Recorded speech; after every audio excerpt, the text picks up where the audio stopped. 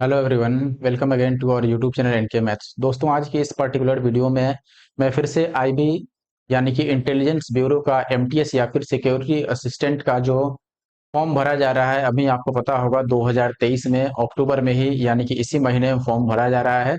इससे पहले जो इसका लास्ट एग्जाम हुआ था या फिर आप कह लो कि 2022 में जो रिक्रूटमेंट की गई थी, उस बैच का जो एग्जाम हुआ था आपका वो 2023 के मार्च में हुआ था। 23 और 24 मार्च को पेपर हुआ था। दोनों दिन तीन तीन शिफ्ट यानी कि टोटल 6 शिफ्ट में पेपर कराया गया था। और आपको बता दें कि आईबी जो सिक्योरिटी असिस्टेंट का पेपर होता है उसमें मैथ्स के 20 क्वेश्चन पूछे जाते हैं, जिसमें से 23 मार्च का पहला शिफ्ट ऑलरेडी मैंने सॉल्व कर रखा है। अपने यूट्यूब चैनल एनके मैथ्स पे वीडियो अपलोड किया है, अगर नहीं देखा है जरूर से जाके देख लीजिए। ये 23 मार्च का दूसरा शिफ्ट है। मैं इसलिए सॉल्व कर रहा हूं क्योंकि आप देखो कि इसके जो कोई कोई क्वेश्चन है वो बहुत ही ज्यादा या तो कैलकुलेटिव आप कह लो या कॉन्सेप्चुअल क्वेश्चन बहुत ज्यादा पूछे गए हैं। ठीक है, तो जैसे 20 क्वेश्चन में आप लगा लो कि कम से कम 5 प्लस क्वेश्चन ऐसे मिलेंगे जो या तो कैलकुलेटिव होंगे या फिर कॉन्सेप्चुअल होंगे। इसीलिए मैं ये सॉल्व कर रहा हूं क्योंकि ये एसएससी के सभी एस्पिरेंट के लिए फायदेमंद है। इवन जो आईबी का फॉर्म भर रहा है उनके लिए तो ये फायदेमंद है ही। ठीक है, तो आई होप कि वीडियो आपको अच्छा लगेगा। अगर आप आईबी का फॉर्म भर रहे हैं तो डेफिनेटली आप इन सभी वीडियो को देख लें और इससे इस टाइप के क्वेश्चन की तैयारी करें और जो जो टॉपिक से क्वेश्चन पूछे गए हैं उनकी प्रैक्टिस करें। ठीक है, तो स्टार्ट करने से पहले आपको बता दें कि अगर आपको इस क्लास की पीडीएफ चाहिए तो आपको हमारा Telegram group NK maths Nandu Kumar join करना पड़ेगा। आप हमें इंस्टाग्राम और व्हाट्सएप पर भी एनके मैथ्स चैनल को फॉलो कर सकते हैं। ठीक है, अब बढ़ते हैं आगे और पहले क्वेश्चन से स्टार्ट करते हैं। लेकिन वीडियो अच्छा लगे तो लाइक और कमेंट करके जरूर आप बता सकते हैं। पहला क्वेश्चन है अपने पास 50 solid metallic cubes, each having 2 meter long edges, and 10 solid cuboids, each having dimensions 5 into 4 into 3 meters, are melted and a big solid cube is formed. What is the length of each side of the big cube? सबसे पहले ध्यान रखो कि जब एक चीज को melt करके कोई नया चीज बनाया जाता है ना, तो ऐसे केस में क्या होता है दोस्तों कि जो टोटल वॉल्यूम होती है ना दोनों केस में वो सेम होती है। तो मैं बोलूं कि बड़े में आपका घन बना है यानी कि क्यूब बना है, तो क्यूब का वॉल्यूम होता है एज का क्यूब यानी कि साइड का क्यूब आप कह सकते हो, that is L cube. Okay, और ये किसके बराबर होगा? जो जिनको जिनको हमने मिलाया है उनके वॉल्यूम के बराबर। तो 50 हैं सॉलिड मेटेलिक क्यूब्स जिनकी साइड 2 है, तो 50 और गुणा में साइड अगर 2 है तो उसका वॉल्यूम हो जाएगा 2 का क्यूब। ठीक है, प्लस आगे कह रहा है कि 10 और क्यूबॉइड्स हैं जिनका यहाँ पर डायमेंशन दिया है, तो क्यूबॉइड का वॉल्यूम होता है L into B into H. तो इनको सिंपली आप मल्टीप्लाई कर लो तो ये हो जाएगा 5 चौके 20 या 60। तो एल का क्यूब कितना आ गया? ये 8 × 5 = 40 है यानी कि 400, और ये 600, तो देखो कि ये 1000 हो गया। और 1000 जो होता है ये 10 का क्यूब है, तो एल की वैल्यू कितनी आ जाएगी? 10। ठीक है, तो 10 यानी कि ऑप्शन थर्ड जो है वो राइट आंसर है। सेकंड क्वेश्चन की अगर मैं बात करूं, ये कह रहा है कि a shopkeeper allows a discount of 20% and then applies VAT of 15%। ठीक है, on an item having a mark price of 2000, at what price did he sell the item? ठीक है, 2000 लिखा हुआ है तो कितने में बेचेगा, जिसमें 20% का डिस्काउंट है और 15% का क्या है? अब देखो इसमें एक चीज पहले समझ लो कि वैट क्या होता है। वैट जो होता है, this is a type of tax, यानी कि उतना वो टैक्स ले लेता है। ठीक है, तो आप ये कहोगे कि देखो 2000 अगर लिखा हुआ था दोस्त, 20% का डिस्काउंट दिया यानी कि 80% में वो बेचता, लेकिन इसके बाद फिर 15% का वैट ले लिया यानी कि टैक्स ले लिया, तो 15% और ऐड कर लो। 15% ऐड करने का मतलब क्या है कि जो फाइनल वैल्यू 20% डिस्काउंट देने के बाद आई उसको फिर से 15% वो इंक्रीज करेगा। तो 115/100, 100 में हमने 15 ऐड कर दिया। आप काटोगे तो ये 4 शून्य से 4 शून्य कट जाएगा, फिर 8 दूना 16 और गुणा में 115 आ गया। ठीक है, अच्छा देखो 16×5 = 80, जीरो बच गया 8, 16 एकम 16 और 8 24, तो लास्ट में 4 जीरो जिसमें आएगा that is option first. The last 2 digit of the answer is 4 and 0। I hope you can understand. Okay, अगला सवाल है अपने पास, ये सिंप्लीफिकेशन का है, मुश्किल नहीं है। जैसे पहले मैं इसको यानी कि न्यूमरेटर को पहले अगर मैं सॉल्व करूं तो ये 4 1 जा 4 एंड 1, 5/4 हो गया, और मल्टीप्लाइड बाई ये 10 5 15 ऊपर आ रहा है तो हम 10/15 लिखेंगे। अब ये 5 थे यहाँ 15, 2 दूना 4, 5 दूना 10, तो ये 5/6 आ गया केवल न्यूमरेटर।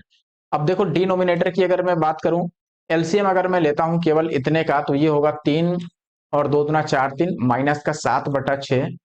अच्छा, फिर इनको मैं एक साथ लिख देता हूं तो आप बोलोगे कि 4 तिया 12 में से 5 गया तो 7/5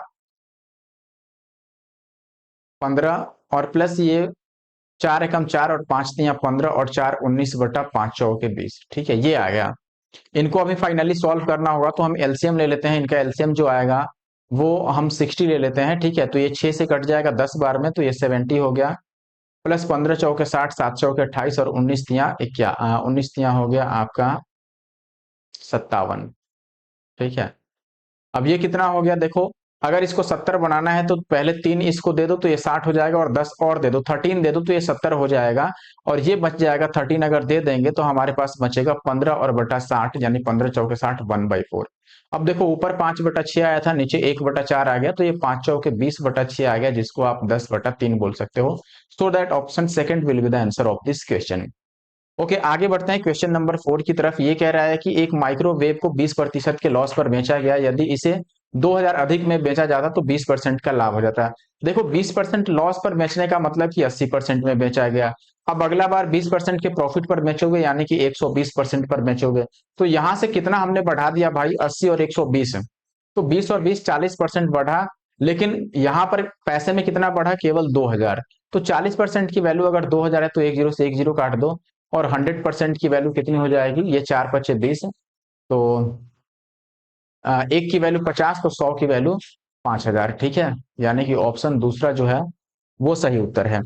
आगे बढ़ते हैं क्वेश्चन नंबर 5 की तरफ। ये कह रहा है कि यदि 156 ए से 20% अधिक है तो ए 156 से कितने प्रतिशत कम है।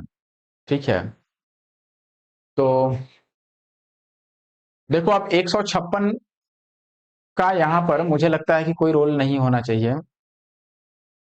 चलो देखते हैं, कोई बात नहीं। ए की वैल्यू जो होगी वो कितनी होगी, तो आप बोलोगे 156 से 20% ज्यादा, यानी कि 120/100। ठीक है, अब ये ए की जो वैल्यू है वो 156 से कितने प्रतिशत कम है। अगर आप देखते हो, ये जीरो से जीरो कट जाएगा। ठीक है, आगे मैं नहीं काट रहा हूं, कुछ फायदा नहीं होगा। तो पहले से जो नंबर था वो 156 था, और ये जो नंबर आया हमारा 156 गुणा में 12 और बटा 10 आया। ठीक है ना। अब दोनों में हमें कंपेरिजन करना है कि जो ए है, यानी कि ये 156 वाली वैल्यू जो है, ठीक है, वो 156 से कितने प्रतिशत कम है। 156 जो है वो ए से 20% अधिक है। हमने गलत लिख दिया, इसका मतलब रुको, 156 को ही हमने बढ़ा दिया। ये कह रहा है कि 156 जो है वो ए से 120% है, ए का 120%। ठीक है ना, तो ये एक जीरो से एक जीरो, और ये 3 चौके 6×5 = 11, 1×12। देखो ये 6×2 12, ये 5×10, और 6 से इसको काट सकते हैं हम, 6×2 12 और 6×6 = 36। तो ए की वैल्यू 26 बचे, 5×6 = 30 का शून्य, और 5×10 और 3 13। ए की वैल्यू 130 आ गई, और जो पहले वैल्यू थी 156 से, कितना कम है, तो आप बोलोगे दोस्तों 26 कम है कितने से, 156 से, और गुणा में 100। ये वैल्यू बतानी है। 13 से कटेगा, 13×2 = 26, और ये 13 से काटोगे, 13 एक बार में, 13×2 = 26 और 2×6 = 12, और ये 3×6 और 50×100, 50/3 होता है 16.66, यानी 67%। तो ऑप्शन डी जो है वो राइट आंसर है। ठीक है, ऑप्शन 4। आगे बढ़ते हैं आप क्वेश्चन नंबर 6 की तरफ। 6th क्वेश्चन की बात करें। Reena reaches a party 20 minutes late if she walks at the speed of 3 km/h from her house. If she increases her speed to 4 km/h she will reach 30 minutes early. What is the distance between her house and the venue. देखो कहने का मतलब है 3 की चाल से चलती है तो 20 मिनट लेट हो जाता है। अगर वो अपनी स्पीड 4 बढ़ा देती है, बढ़ाकर 4 कर देती है, तो वह 30 मिनट पहले पहुंच जाती है। ऐसे में देखो डिस्टेंस निकालने का मैंने, या तो आप रेशियो मेथड लगा लो, या डायरेक्ट एक फॉर्मूला भी याद रख सकते हो, बहुत काम की चीज है ये। ऐसे में जब डायरेक्ट डिस्टेंस निकालोगे ना, और ये कब निकल सकता है, जब कुछ टाइम ज्यादा लगा हो, कुछ कम लगा हो, लेकिन डिस्टेंस दोनों केस में सेम हो। तो आप डायरेक्ट डिस्टेंस के लिए लिख सकते हो x × y/x - y, और इंटू का टाइम का डिफरेंस आप लिख सकते हो। ठीक है, और अपॉन 60, क्योंकि इसे हम घंटा में लिखना चाहेंगे। तो ये x × y, यानी 3 गुना में 4, इनका डिफरेंस 1 का है। टाइम का डिफरेंस, एक बार पहले पहुंची एक बार लेट, तो 30 और 20 50 मिनट का गैप हो गया, और डिवाइडेड बाई 60। अब ये 4 थे, 12×5 = 60, और 5 से 10 बार में कट जाएगा, यानी 10 किलोमीटर का डिस्टेंस था। अदरवाइज इसे आप दूसरे तरीके से भी सॉल्व कर सकते थे। आप ऐसे बोलते कि स्पीड 3 से 4 हो गया, तो टाइम 4 से 3 हो जाएगा। अब टाइम में 1 का गैप है, लेकिन सवाल में 30 और 20 50 मिनट का गैप है। ठीक है ना, तो 4 की वैल्यू या 3 की वैल्यू आप टाइम निकालो और इस स्पीड से मल्टीप्लाई कर दो, बस। ये भी आसान तरीका है। अगला सवाल है पति पत्नी जिनकी शादी 4 वर्ष पहले हुई थी, उनकी शादी के समय औसत आयु 25 वर्ष थी।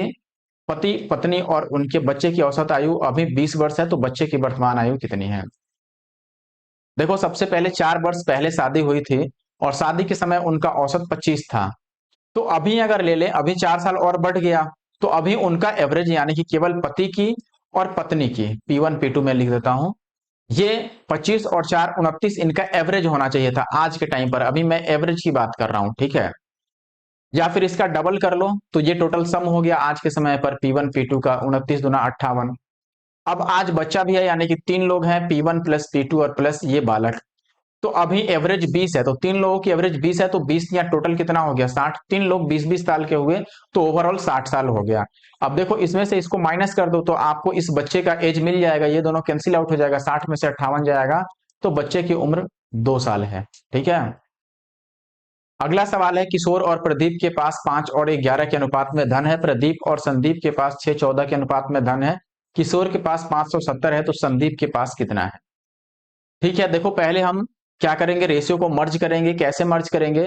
जैसे ये किशोर, ये प्रदीप और ये संदीप, ठीक है। किशोर और प्रदीप के पास कितना था? 5 और 11। प्रदीप और संदीप के पास कितना था? 6 और 14। इनको मर्ज करना है तो इसको इससे मल्टीप्लाई करोगे, इसको इससे और इसको इससे, तो 11 गुना में 14 यानी कि 11 चौके 44 और 11 और 4 15। 11 छके 66 और 5 छके 30।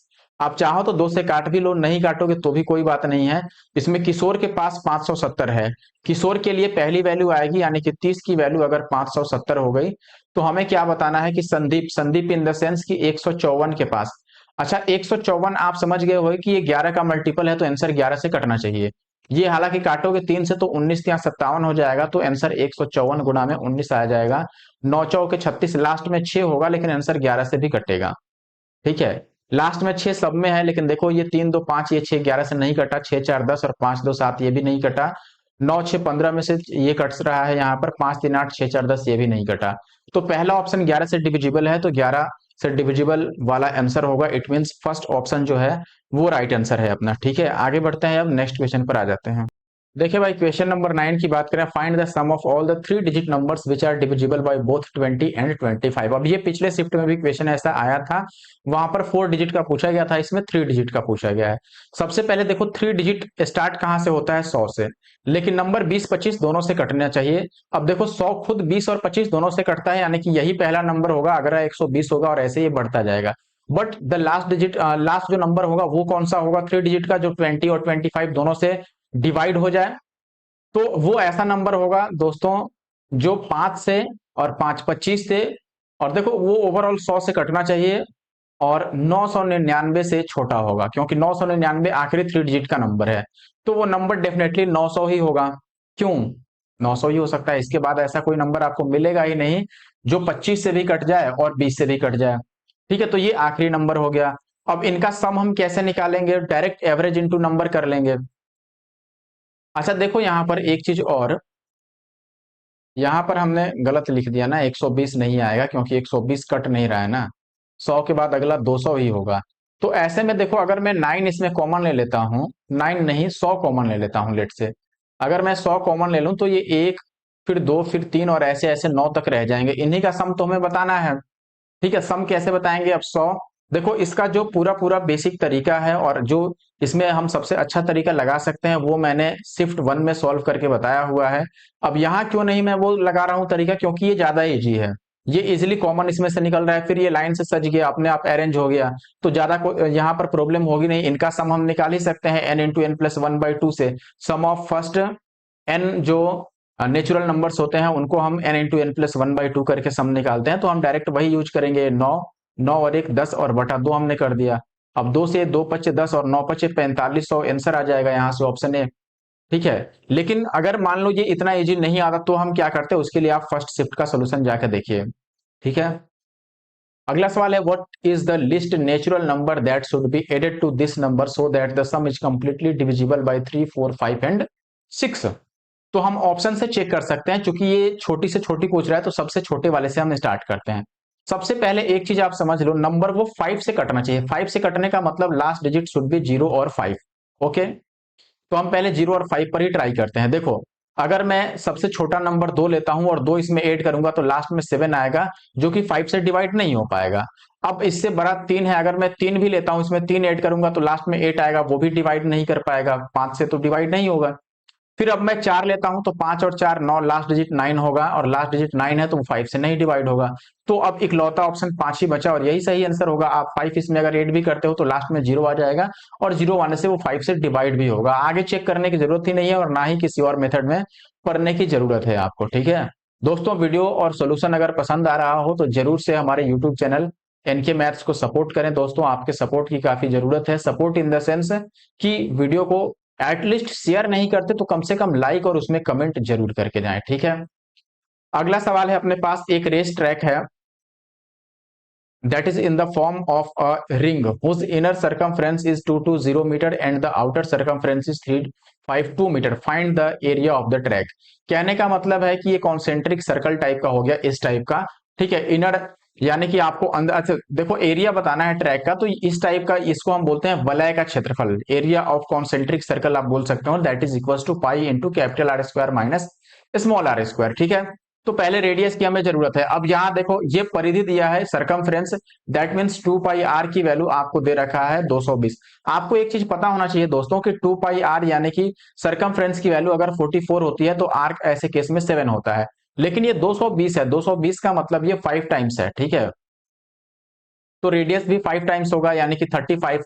तो जो इनर रेडियस हो गया वो 35 हो गया। आउटर रेडियस हम यहां से निकाल लेंगे। देखो 2 पाई आर यानी कि 2, और या फिर इसका मल्टीपल डायरेक्ट चेक कर लो कि ये 352 को 44 कितनी बार में काटेगा। तो आप बोलोगे कि अगर मैं काटता हूं 4 चौके 16, 4 सत्ते 28, 8 चौके 32, 8 बार में काटता हूं मैं, तो ये 8 चौके 32 और 8 चौके 32, 3 35, 8 बार में कट जाएगा। यानी कि देखो रेडियस 44 का, सॉरी सरकमफ्रेंस जो है वो 44 का ये 8 टाइम्स है, तो रेडियस भी कैपिटल आर 8 टाइम्स हो जाएगा 7 का, यानी 8 सत्ते 56। अब हम यहाँ पे वैल्यू पुट कर देते हैं। पाई का मतलब 22/7, कैपिटल आर हो जाएगा आपका 56 का स्क्वायर और स्मॉल आर 35 का स्क्वायर।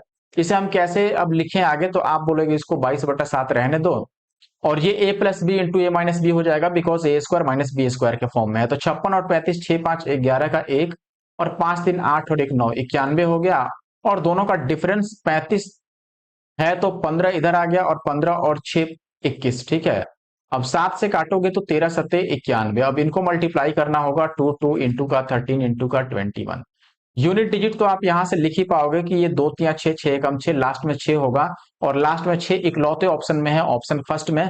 तो आगे और कहीं कोई दिमाग लगाने की जरूरत ही नहीं है। क्वेश्चन नंबर 12 की बात करें, the average weight of 8 people increases by 5/2 kg if a new person replaces one weighing 50 kilometre, what is the weight of the new person.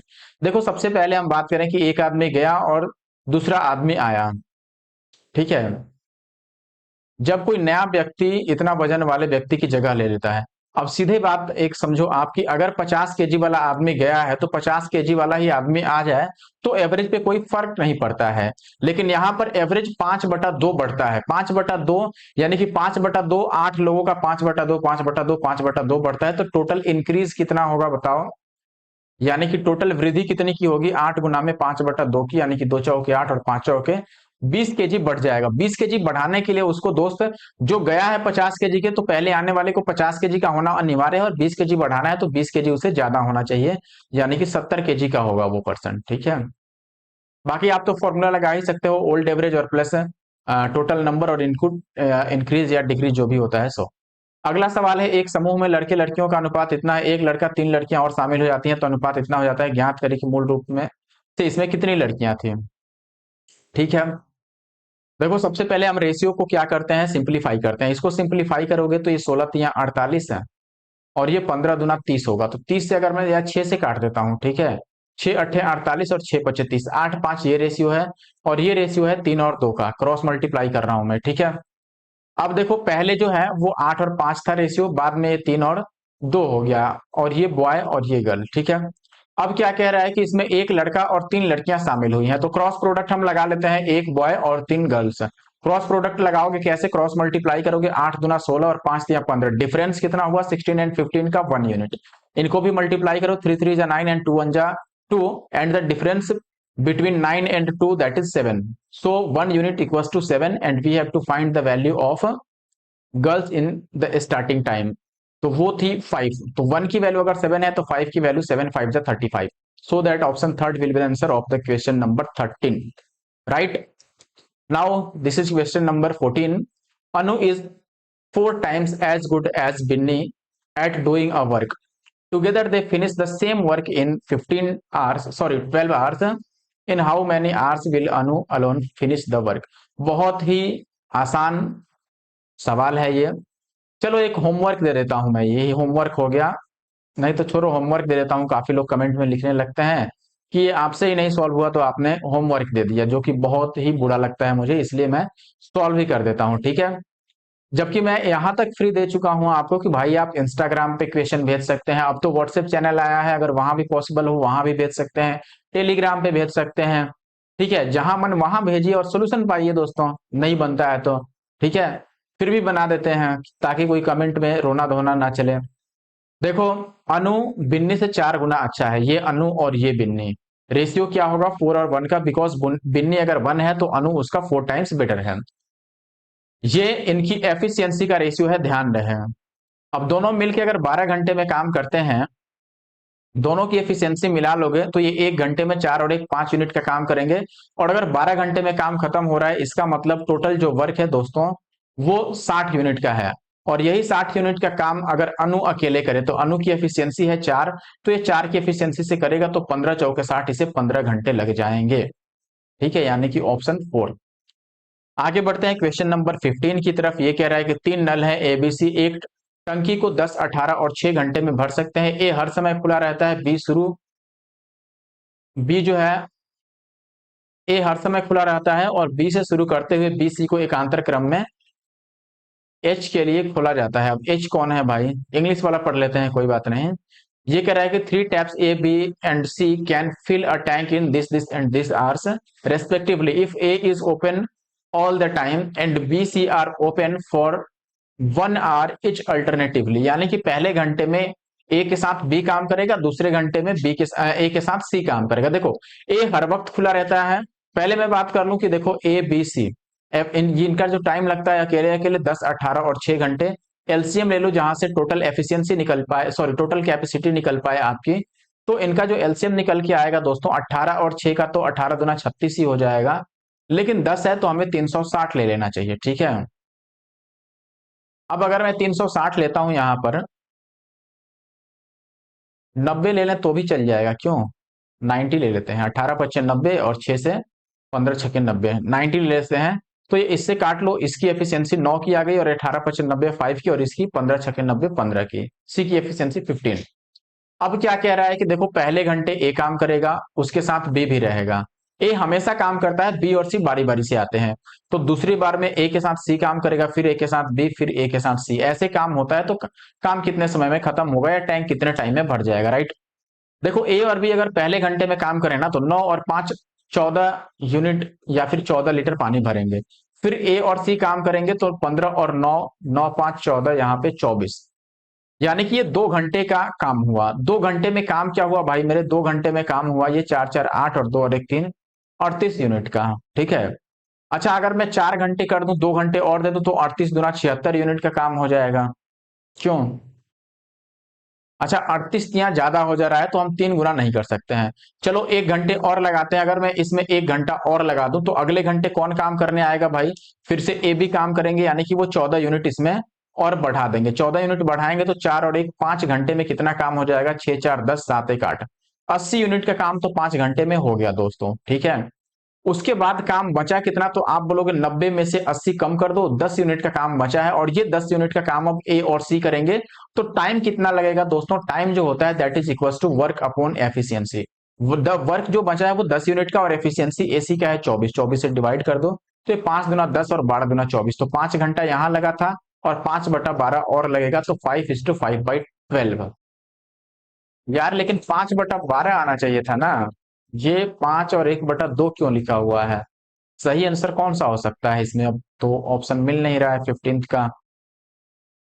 अच्छा कोई बात नहीं, मैं चेक कर लेता हूँ। 5 घंटे में तो 80 यूनिट ही काम हो पाएगा ना, ठीक है, देखने लगता है कहीं ना कहीं हमने एरर किया हुआ है, तभी काम गड़बड़ हो रहा है। Let me check again.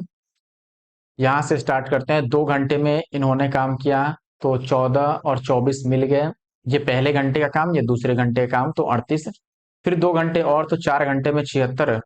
फिर 1 घंटे काम हुआ 14 यूनिट, तो ये हो गया। अच्छा अच्छा, यहाँ पे 80 नहीं आएगा, सॉरी फॉर दैट। यहाँ पे हमने सम गलत निकाल लिया। देखो इनको जोड़ोगे तो ये 90 ही आ जा रहा है, तो 90 यूनिट का काम तो 5 ही घंटे में खत्म हो गया। ऑप्शन दूसरा सही हो गया फिर तो। Question number 16, a number is increased by 10% and then decreased by 10%. It is again increased by 20%. What is the net change in the percentage? देखो 10% बढ़ाया गया यानी कि 10 से 11 होगा। 10% का मतलब होता है 1/10, ठीक है। फिर 10% डिक्रीज किया गया यानी कि 10 में से एक कम कर दिया गया, तो ये 10 से 9 हो गया। आखिरी बार 20% इंक्रीज किया गया, 20% इज इक्वल टू 1/5 इंक्रीज हुआ है, यानी 5 पे 1 बढ़ा है, तो 5 से 6 हो गया, राइट। तो ये टोटल 500 हो गया, और ये टोटल हो गया आपका 9 छक्के 54। तो 4 का 4, 5 4 9 और 5 का 5, ठीक है। यानी 594 हो गया, ठीक है ना। तो कितना बढ़ गया दोस्तों? 94 बढ़ गया कितने पे? 500 पे, और इंटू का 100, ठीक है। तो अब ये 5 से 20 25 और 94 का डबल कर लें, क्यों? तो ये 4 दूना 8 और 9 दूना 18 और एक 19, 19.8। 4 दूना 8, 9 दूना 18, तो 18.8। ऑप्शन ए जो होगा वो राइट आंसर होगा, ठीक है ना। आगे बढ़ते हैं अब क्वेश्चन नंबर 17 की तरफ। 17 की अगर आप बात करोगे, ये कह रहा है कि 15% प्रति वर्ष की दर से 8 माह में चक्रवृद्धि ब्याज द्वारा 2 वर्षों के लिए निवेश की गई एक निश्चित राशि की परिपक्वता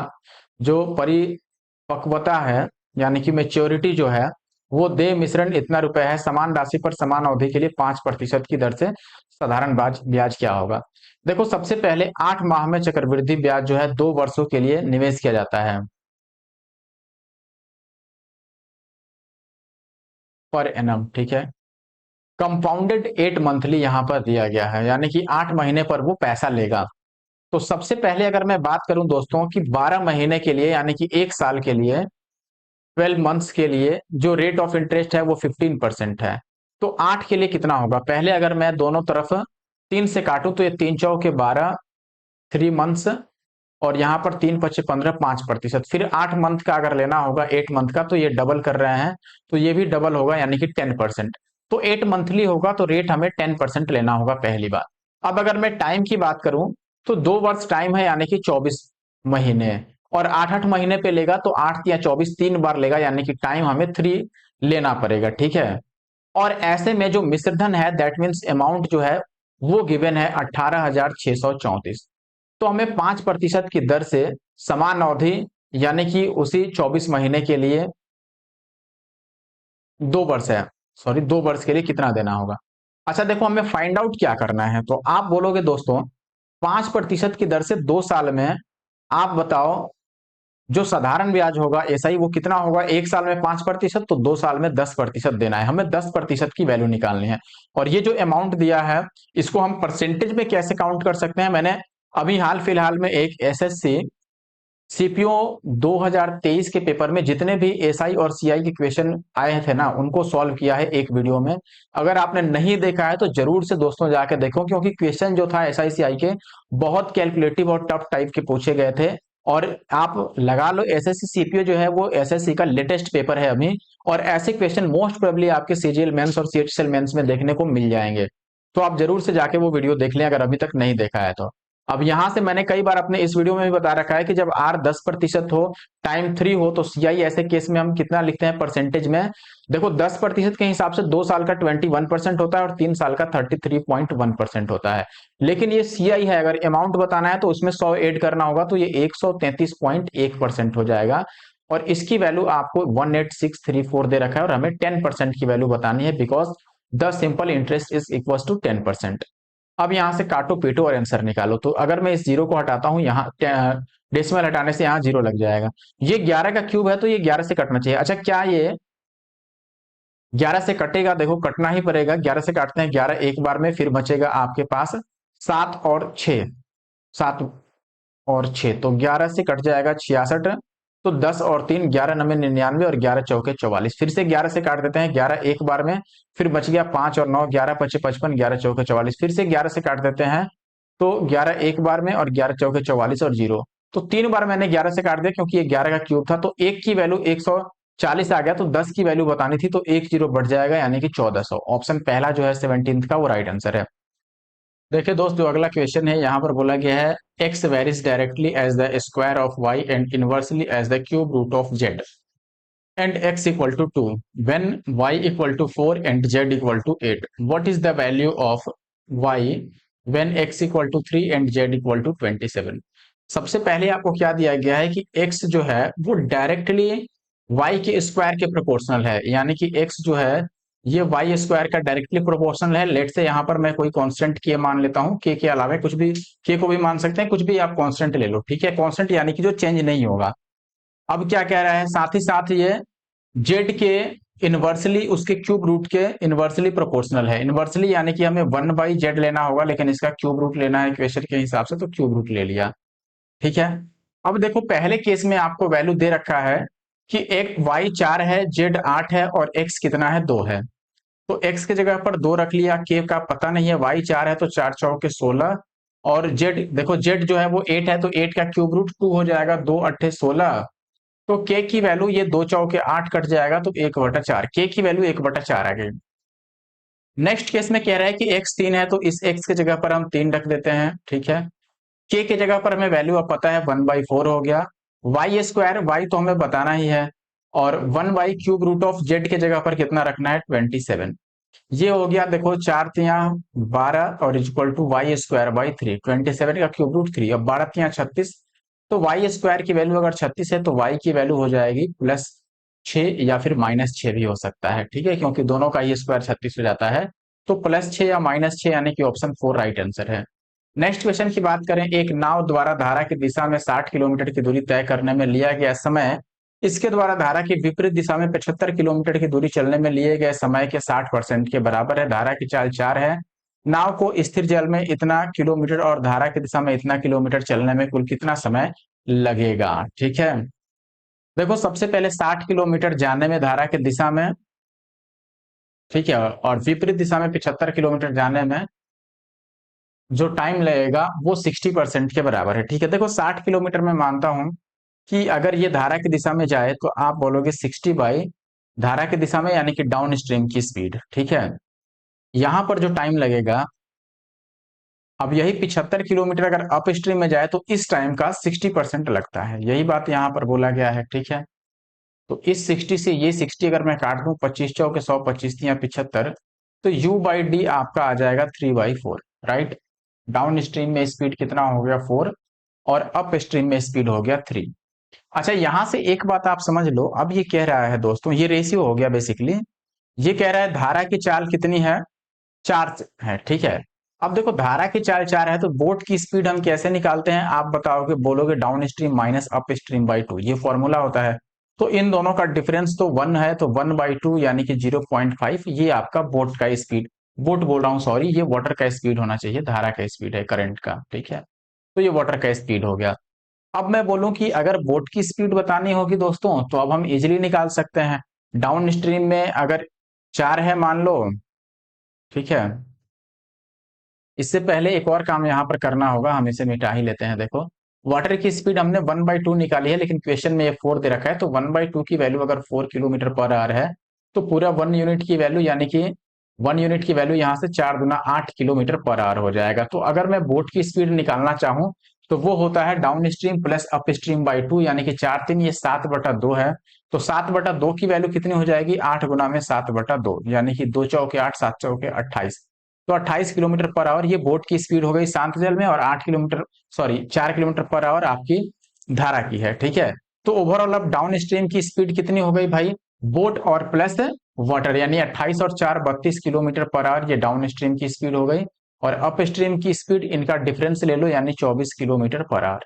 लेकिन हमसे ये नहीं पूछा गया, हमसे कह रहा है 39 किलोमीटर शांत जल में चलेगा। अब देखो टाइम निकालते हैं डिस्टेंस अपॉन स्पीड से, तो शांत जल में 39.2, तो केवल बोट की स्पीड लेंगे शांत जल में, यानी कि ये 28 की रफ्तार से चलेगा, और प्लस अब धारा की दिशा में 51.2 चलना है, तो धारा की दिशा में डाउन स्ट्रीम यानी कि 32। बस ये वैल्यू हमें निकालना है। 28 से इसको अगर मैं डिवाइड करूं तो 28 एक बार में कटेगा अपना, और फिर बच जाएगा 9 2 11, तो 28 चौके, तो ये 1.4 टाइम्स कट गया। 32 से इसको काटें तो 32 एक बार में कट जाएगा। या देखो ये 8 का क्यूब है, यानी 8 गुना 8 गुना 8, और नीचे ये 8 गुना 4 है, तो ये 8 से 8 कट जाएगा, 4 दुना 8, तो 8 दुना 16 बार में कटेगा 1.6। दोनों को ऐड करोगे तो ये 3 आ जाएगा। तो 3 यहाँ पर राइट आंसर है, यानी कि 19 का जो सही उत्तर है दोस्तों वो पहला। अब आते हैं आखिरी क्वेश्चन, आज का जो आखिरी प्रश्न है इस वीडियो का। ये कह रहा है कि शरद ने अपनी 30,000 की संपत्ति को साधारण ब्याज पर दो योजनाओं एक्स और वाई में निवेश किया। एक्स पर 10% की ब्याज है, वाई पर 2% की है। 2 साल में टोटल 3,000 ब्याज मिले, तो एक्स पर कितना निवेश किया था। इस सवाल को मैंने कई बार कराया है, शॉर्ट्स में भी कराया है, या आप देखोगे कि जो मैंने एसएससी सीएचएसएल का सॉल्यूशन कराया था, सीएचएसएल 2023 टीयर 1 का एसआईसीआई का सारा क्वेश्चन, उसमें मैंने ऐसे क्वेश्चन को बहुत अच्छे तरीके से बताया था। अगर आपने नहीं देखा है जरूर से देख लीजिए। और एक चीज और ध्यान रखिए कि इस क्वेश्चन में एलिगेशन भी आपको इजी लगेगा, एलिगेशन भी लगा सकते हैं। अदरवाइज मैं जो तरीका बता रहा हूँ वो तो मेरे हिसाब से बेस्ट है। ये देखो, अगर आपको एक्स का बताना है ना, तो सबको वाई पे आप इन्वेस्ट कर दो। वाई पे इन्वेस्ट करोगे तो आप बोलोगे पूरे 30,000 की, अगर मैं जो 30,000 का जो टोटल प्रिंसिपल है वो अगर मैं वाई पर इन्वेस्ट करूंगा तो 2% मिलेगा एक साल में। तो 2% का मतलब 30,000 का 2% कितना हो जाएगा भाई, 1% 300, तो 2% कितना हो जाएगा आपका 600 रुपए मिलेगा। लेकिन मिला कितना है यहाँ पर ब्याज भाई, देखो 3,000 मिला है 2 साल में, तो एक साल में कितना मिला होगा 1,500। ठीक है, तो यहाँ पर ब्याज में कितने का अंतर आ गया, बोलोगे कि 900 का अंतर आ गया। और परसेंटेज में कितने का अंतर है, 10 और 2 में 8% का अंतर है। तो 8% की वैल्यू अगर 900 है तो 100% की वैल्यू कितनी होगी, यही हमें बतानी है। ठीक है, अब मैं यहाँ पर अगर काट दूं तो ये हो जाएगा, देखो 4 दुना 8 और ये 450 गुना। अब 4 को अगर 100 बनाना है तो 25 से गुना करना होगा, इसको भी 25 से मल्टीप्लाई कर दो। ये जो वैल्यू आएगी ये वाई में जो इन्वेस्ट सॉरी एक्स में जो इन्वेस्ट किया गया है वो आएगा। तो 25 गुना में 450, देखो ये जीरो तो ऐसे ही आ जाएगा। फिर 25 पचे 125, तो लास्ट में 5 और 0 आएगा, ये पहली चीज है। और ये पहले ऑप्शन में ही है, तो आगे कहीं चेक करने की जरूरत ही नहीं है, इन सब में लास्ट में 5 0 है ही नहीं। तो ऑप्शन फर्स्ट जो है वो राइट आंसर है। दोस्तों वीडियो कैसा लगा जरूर से मुझे कमेंट करके बताना। मैं अपने तरीके से तरफ से पूरी कोशिश कर रहा हूं कि आपको बेस्ट पॉसिबल सोल्यूशन मैं प्रोवाइड करा सकूं। ठीक है, बाकी सोल्यूशन कैसा रहा आप जरूर से मुझे कमेंट करके बताना, और वीडियो को लाइक भी जरूर से कर देना। ठीक है, मिलते हैं नेक्स्ट वीडियो में। Thank you for watching the video.